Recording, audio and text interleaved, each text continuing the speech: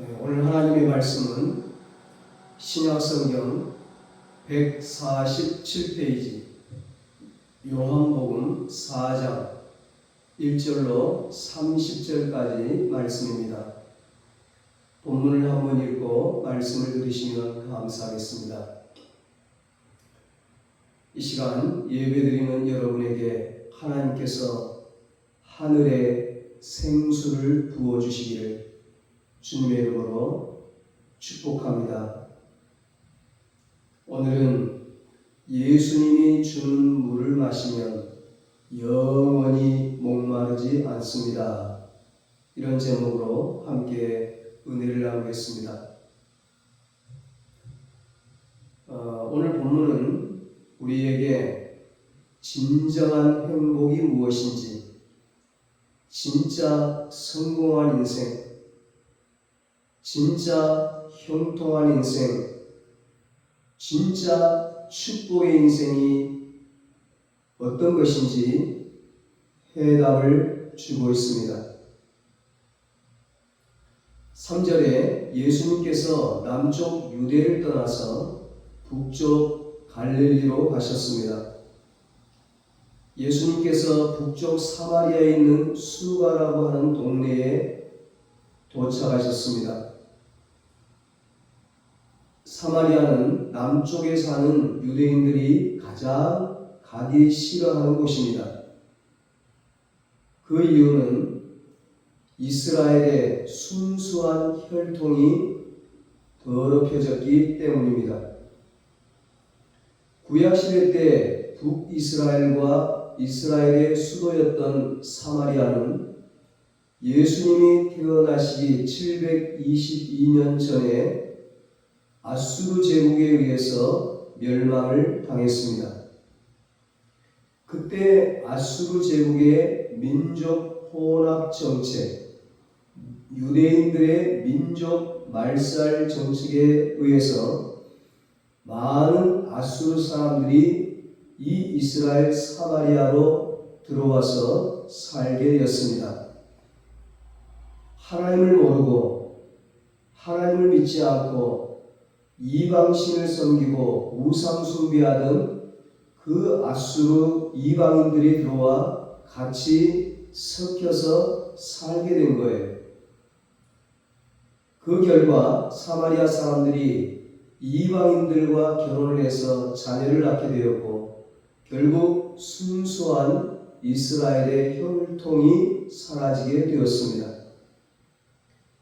무엇보다 아브라함의 순수 혈통을 중요시했던 유대인들에게 이 사마리아는 이제 피가 더럽혀진 부정한 땅이 되어버린 것입니다. 그래서 유대인들은 사마리아 사람들하고는 아예 상종도 하지 않았고 사마리아 땅에 들어가지도 않았습니다.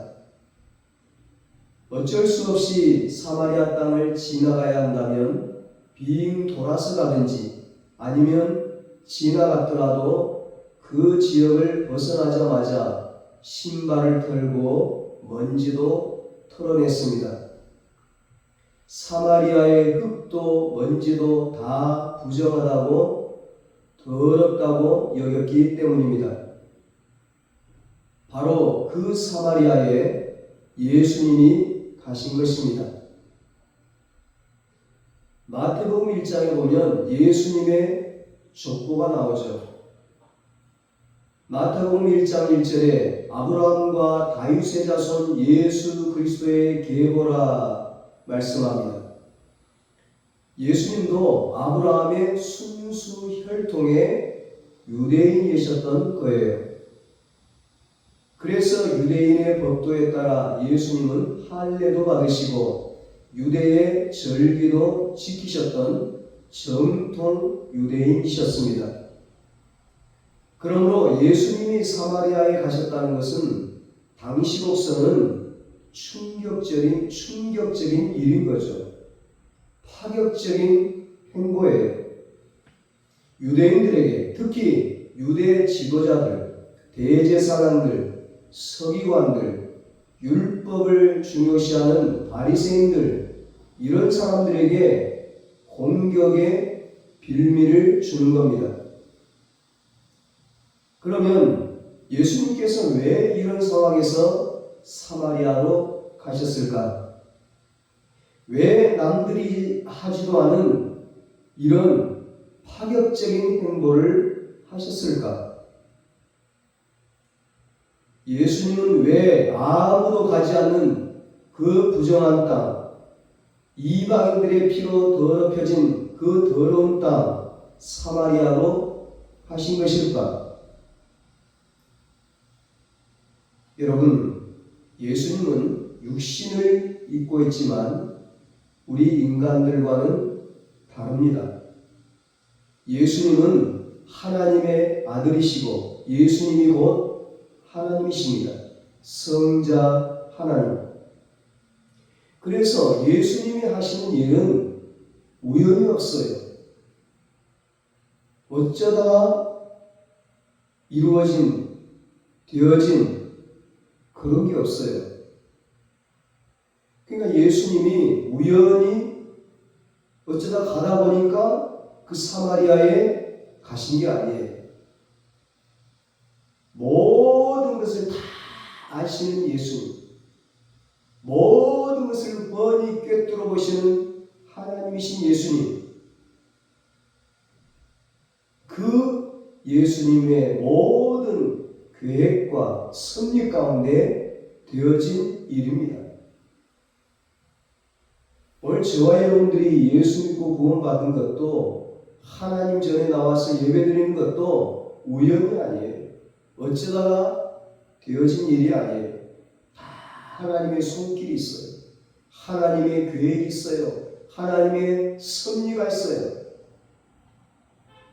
그러니까 예수님께서 아무도 가지 않는 유대인들이 아주 부정하게 여겼던 그곳에 가신 것은 분명한 이유가 있었던 거예요. 그 이유가 무엇이겠습니까?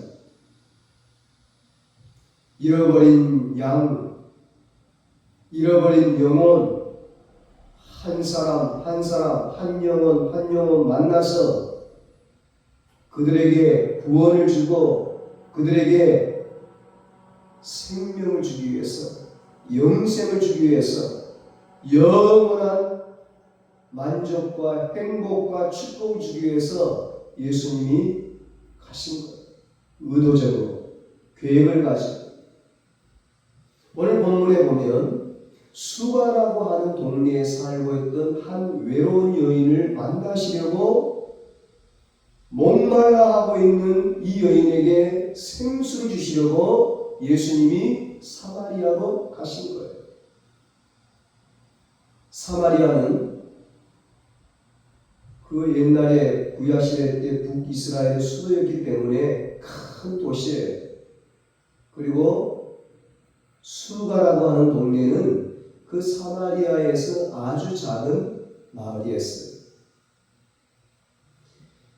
수가라고 하는 지명은 마지막 종착지 이런 뜻이 있어요. 예수님께서 찾아가신 곳이 마지막 종착지 수가라는 동네였습니다. 예수님이 수가라고 하는 동네에서 만난 이 사마리아 여인은 정말 마지막 인생을 보내고 있었습니다. 너무나 쓸쓸하고 우울하고 외로운 마지막 삶을 겨우겨우 살아가고 있었습니다. 16절로 18절에 보면 이 여인은 5 남자와 살았었고 그리고 지금 살고 있는 6번째 남자도 곧 끝날 위기에 있었습니다. 이 여인의 인생은 점점 더 마지막 벼랑 끝으로 내몰렸을 것입니다. 이웃들의 비웃음과 조롱이 담긴 그 시선을 마주칠 때마다 이 여인의 상처는 더욱더 깊어졌을 것입니다. 인생의 마지막도 이런 마지막이 없었습니다. 그런데 그 마지막 인생에 예수님이 찾아가셨습니다. 예수님이 이 여인을 만나시려고 목마름을 해결해 주시려고 찾아오셨습니다. 사랑하는 여러분, 예수님은 우리 인생의 종착지, 우리 인생의 마지막까지 찾아오십니다. 갈 곳이 없고 다 포기한 인생의 막다른 길목에도 예수님은 우리를 찾아오십니다. 예수님은 우리를 절대로 포기하시지 않습니다. 우리를 살리기 위해, 우리를 구원하기 위해, 우리를 천국으로, 영생의 길로, 영원한 행복의 길로 인도하기 위해 땅 끝까지, 하늘 끝까지, 마지막까지 우리를 찾아오십니다. 우리 모두 그 예수님을 만날 수 있기를 축복합니다. 그 예수님을 인격적으로 만날 수 있기를 바랍니다. 우리만이 아니라 우리 가족들 모두가 마지막까지 오신 그 예수 절대 놓지 않고 꼭 붙잡을 수 있기를, 꼭 만날 수 있기를 간절히 소망합니다. 그 예수님 만나 영원히 목마르지 않는 행복한 인생을 살기를 주님의 이름으로 축복합니다. 누가복음 15장에 우리가 잘 아는 탕자 이야기가 있어요. 탕자가 아버지에게 유산을 받아들고 먼 나라로 떠납니다. 답답한 아버지의 집을 벗어나 자유롭게 살 수 있다고 생각했습니다. 그런데 탕자는 자유로워도 너무 자유로웠습니다. 가지고 있던 돈을 허랑방탕하게 다 써버렸습니다.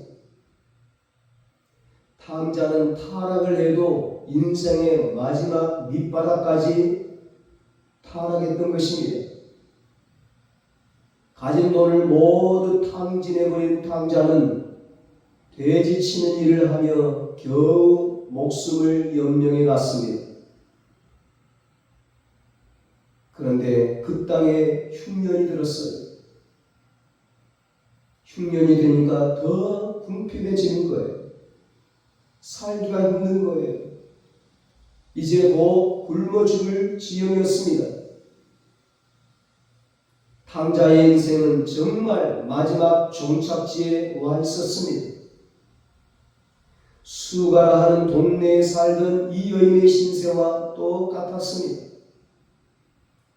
탕자의 아버지는 아들이 집을 나간 그날부터 이제나 저제나 아들이 돌아오기를 눈이 빠지게 기다리고 있었습니다. 매일같이 동네 어귀에 나가서 오늘은 아들이 오는가 기다리고 기다리는 거예요. 그러던 어느 날 이 아들이 동네 입구에, 마을 입구에 서 있는 거예요. 몰골은 거짓골을 하고 있었지만 탕자의 아버지는 단번에 아들을 알아보았습니다. 누가복음 15장 20절에 말씀합니다. 아직도 거리가 먼데 그 아버지가 그를 보고 시분이 여겨 달려가 목을 안고 입을 맞추니 탕자는 아직도 저 멀리 있는데 거짓골을 하고 있는데 다른 사람들은 저 사람이 누군가 웬 거지가 나타났는가 하는데 탕자의 아버지는 금방 알아보고 달려가는 거예요. 아직도 거리가 먼데 탕자를 향해 달려갑니다. 당시 유대인들은요, 아무리 바빠도 뛰지를 않아요. 뛰어가지 않아요. 특히 나이 드신 어르신들은 뛰는 것을 수치스럽게 여겼어요. 그런데 탕자의 아버지는 지금 뛰어가는 겁니다. 체면이고 수치고 다 팽개치고 인생의 마지막 절망의 모습을 하고 나타난 아들을 향해 달려갑니다. 아직도 거리가 먼데 개의치 않고 무조건 달려갑니다. 이게 우리 하나님 아버지의 사랑입니다. 이게 하나님의 마음이에요.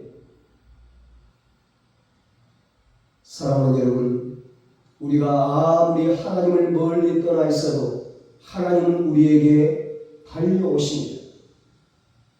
하나님의 영광이고 체면이고 다 팽개치고 무작정 우리를 향해 달려오시는 하나님, 그 하나님을 제대로 한번 믿어보시기 바랍니다. 인생이 달라질 것입니다. 그렇게 예수님이 사마리아에 살고 있던 여인을 찾아가셨어요. 이 여인을 만난 곳이 사마리아 우물가였습니다. 예수님은 사마리아로 오시는 동안 매우 지쳐 있었습니다. 우물가에 그대로 주저앉으실 만큼 너무나 피곤하셨습니다. 그때가 이 유대의 시간으로 6시쯤 되었는데 오늘날 우리 시간으로는 낮 12시입니다. 낮 12시는 가장 더운 때예요. 더욱이 사마리아는 중동 땅입니다. 중동 땅의 낮 12시는 살인적인 무더위로 유명합니다. 그러니 예수님이 얼마나 갈증이 나셨겠습니까? 얼마나 목이 많으셨겠습니까? 그래서 예수님은 처음 보는 이 여인에게 말을 건네셨습니다. 나에게 물을 좀 다오. 그 당시 유대 사회에서는요, 철저한 남녀 유별의 사회였거든요. 처음 보는 여인에게 말을 건네는 것은 있을 수가 없는 일이에요. 저 양아치들, 깡패들이나 하는 아주 상스러운 행동이에요.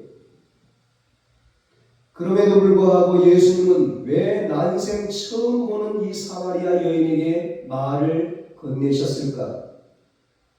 너무 목이 말라서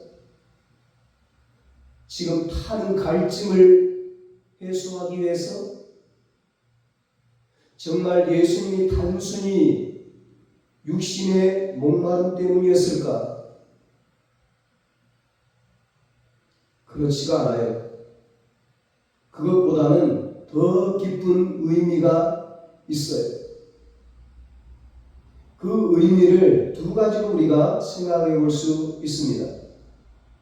첫째는 예수님이 사마리아 여인을 너무나 사랑하셨다는 거예요. 예수님이 사마리아 여인을 사랑하셨다는 것은 인간적인 사랑을 말하는 게 아니에요. 남녀 간의 사랑을 말하는 게 아니에요. 그 여인의 영혼과 그 여인의 인생 전부를 사랑하시는 하나님의 사랑, 아가페 사랑인 거예요. 예수님은 사마리아 여인에 대한 사랑으로 갈증이 나셨습니다. 모두에게 버림받은 그 여인, 가련하고 외로운 그 여인을 사랑하셨습니다. 그 여인을 사랑하셨기에 그 남쪽 유대에서 그 먼 북쪽 사마리아까지 모두가 가기 싫어하는, 가지도 않는 그 먼 길을 피곤하셔도 갈증이 나셔도 걷고 또 걸어오셨습니다. 오늘날처럼 무슨 차를 타고 온 것도 아니고 비행기를 타고 온 것도 아니고 그 떼약볕에 그 무더위에 걸어서 거기까지 온 겁니다. 그 여인을 사랑하셨기에 난 12시에 그 무더운 땡볕에서 기다리셨습니다. 그 여인을 너무도 사랑하셨기에 주체할 수 없는 마음으로 창피를 무릅쓰고 먼저 말을 건네오셨습니다.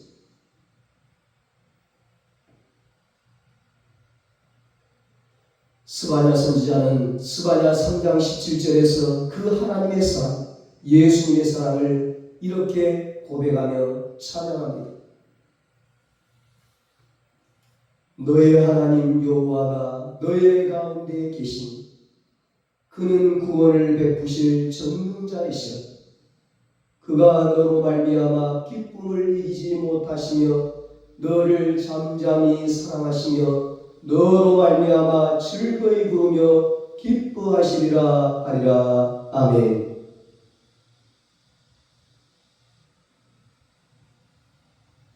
이게 하나님의 사랑입니다. 우리를 향하신 주체할 수 없는 하나님의 사랑입니다.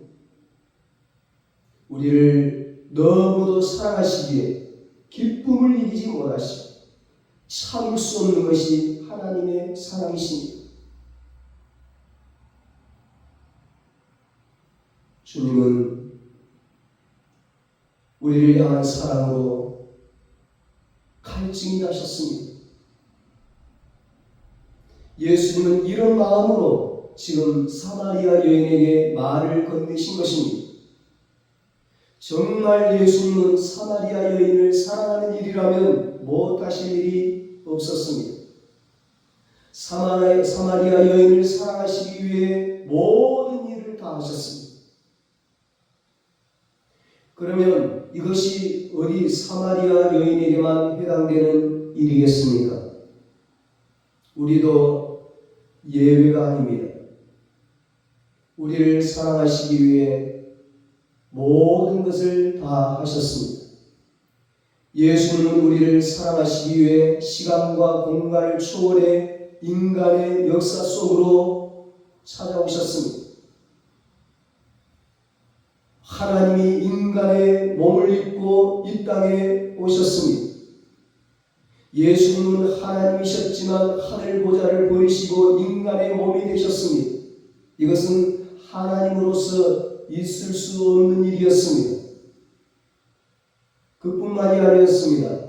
예수님이 십자가에 달려 죽으신 때가 낮 12시였습니다. 그 낮 12시에 우리의 허물과 죄악 때문에 수모와 조롱과 채찍과 십자가 형벌을 당하셨습니다. 그 낮 12시에 십자가에서 우리를 기다리신 것입니다. 그리고 끝내 십자가에 달려 죽으셨습니다. 십자가에 달리신 하나님, 이것이 온 우주 만물을 창조하신 하나님의 모습이었습니다. 정말 하나님에게 상상할 수 없는 일이 십자가에서 벌어진 것입니다. 왜 이런 일이 벌어졌습니까? 왜 하나님으로서는 더 상상도 할 수 없는 일이 일어났을까? 대답은 단 하나, 우리를 사랑하시기 때문입니다. 그 십자가에서 낮 12시에 사랑하는 우리를 만나주시려고 기다리신 것입니다. 사랑하는 여러분, 지금도 예수님은 우리에게 찾아와 물을 좀 달라며 말을 건네시니 우리와 대화하시고 우리의 문제를 해결해 주시려고 우리에게 영원한 생수를 주시고 우리의 아픔과 상처를 치료해 주시려고 예수님이 사마리아 여인에게 물을 좀 달라고 하신 두 번째 이유는 너 목마르지 않니? 내가 너의 목마름을 해결해 줄게 되물으시는 것입니다. 예수님은 이 여인의 목마름을 해결해 주길 원하셨습니다. 그래서 물을 좀 달라고 하신 것입니다. 주님의 말씀에는 반전의 은혜가 있습니다. 나 외에 다른 신을 섬기지 말라고 하신 하나님의 말씀은 내가 오직 너희만을 사랑하겠다는 하나님의 마음입니다. 안식일을 기억하여 거룩히 지키라고 하신 하나님의 말씀은 내가 주일에는 반드시 너희를 만나러 오겠다는 하나님의 약속입니다.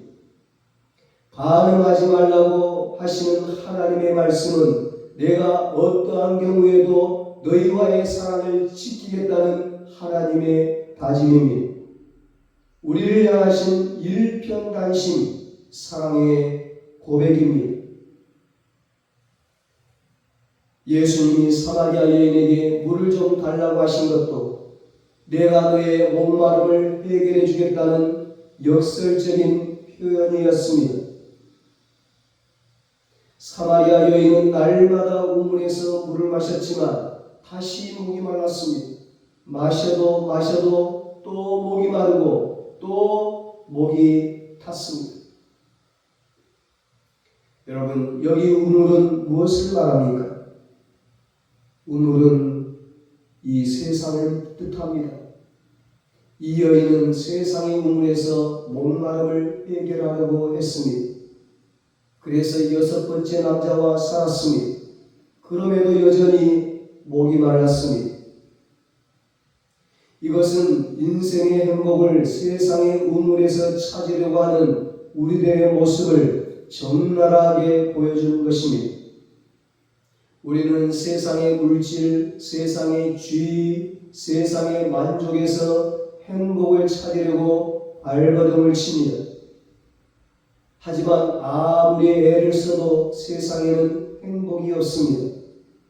5번, 6번, 100번, 1000번을 찾아도 다시 목마릅니다. 그래서 예수님께서 13절에 말씀합니다. 예수께서 대답하여 이르시되 이 물을 마시는 자마다 다시 목마르려니와.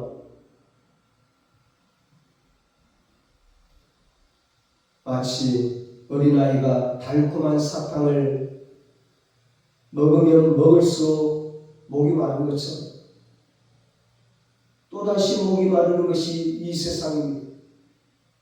세상이 주는 물은 아무리 마셔도 다시 목마릅니다. 왜냐하면 세상이 주는 물은 진짜 생수가 아니기 때문입니다.